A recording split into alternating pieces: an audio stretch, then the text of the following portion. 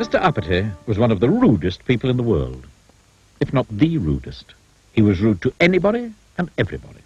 So, of course, in Big Town, which is where he lived, he had no friends at all. Not one.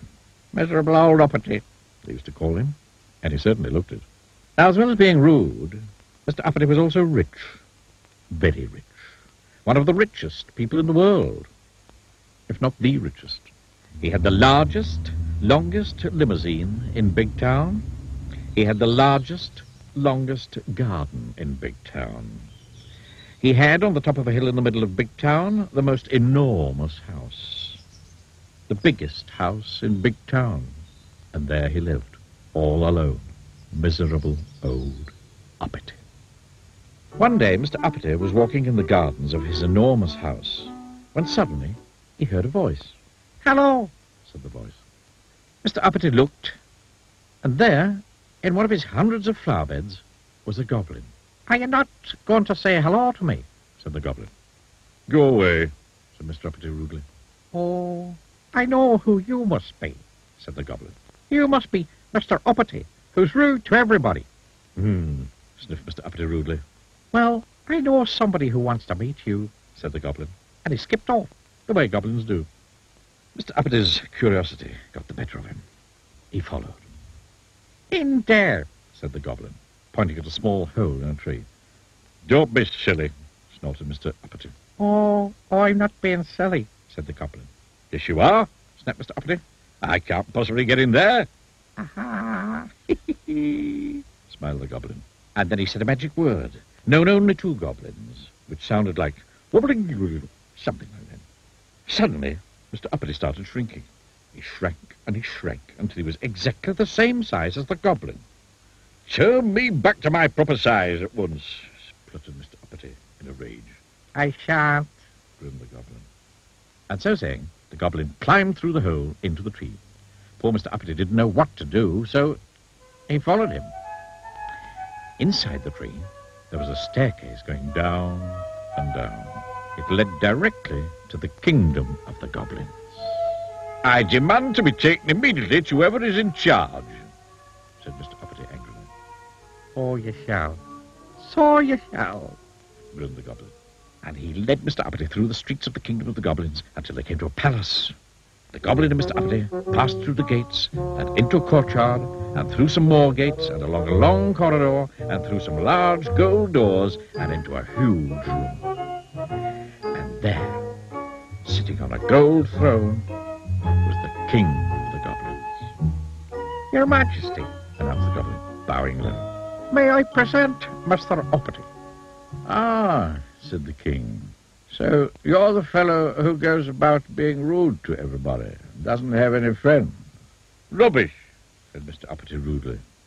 "I can see that what I have heard is true," said the king, looking at the indignant Mr. Uppity. "You're much too puffed up with your own importance. Therefore," he continued, "I'm going to allow you to be turned back to your proper size. But when you get back to Big Town, if you're rude to anybody at all, you will immediately shrink to the size you are now. Do you understand?" The goblin then took Mr. Uppity back through the kingdom of the goblins, and up the staircase, and out of the tree at the bottom of Mr. Uppity's garden. The goblin looked at Mr. Uppity and said something which sounded like "Googly-googly-googly," and Mr. Uppity grew and grew back to his original size. "Now, you remember what the king said," warned the goblin. "Don't you be so uppity in future." Mr. Uppity marched off furiously up to his enormous house. The following day, Mr. Uppity was out walking through the streets of Big Town. Suddenly, he came across a little boy playing with a ball. "Get out of my way," snapped Mr. Uppity rudely. But as soon as he'd said it, you know what happened, don't you? Yes, Mr. Uppity shrank and shrank until he was no bigger than the ball the boy was playing with. "Oh, dear," he gasped, and then he thought. "I'm sorry," he said to the boy. "What I meant to say was, please could I get past?" Immediately, Mr. Uppity grew to his original size, and the boy moved, and Mr. Uppity went on his way. Then he met an old lady carrying a large shopping basket. "Excuse me," she said to Mr. Uppity. Could you tell me the time, please? No, said Mr. Uppity rudely. But as soon as he'd said it, you know what happened, don't you? Oh, dear, he gasped, and then he thought. I'm sorry, he said to the old lady. What I meant to say was, it's 11:25. Immediately, Mr. Uppity grew to his original size, and the old lady thanked him, and Mr. Uppity went on his way. Then he went and bought a newspaper from a man standing on the corner of the main street in Big Town. He was just about to walk away when suddenly he stopped and thought, turned back to the man and said, "Thank you." Thank you was a word Mr. Uppity had never used before. The man smiled. A smile was something Mr. Uppity wasn't used to getting. Thank you was a word Mr. Uppity not only had never used before, but it was a word he'd never had said to him before.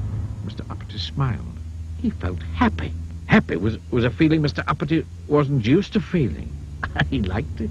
And do you know, from that day forward to this day backward, Mr. Uppity is a changed person. He's still the richest person in Big Town, perhaps the richest person in the world. But now he has lots of friends, and he smiles a lot, and he never gets that shrinking feeling.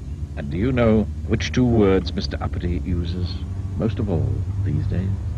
Please and thank you.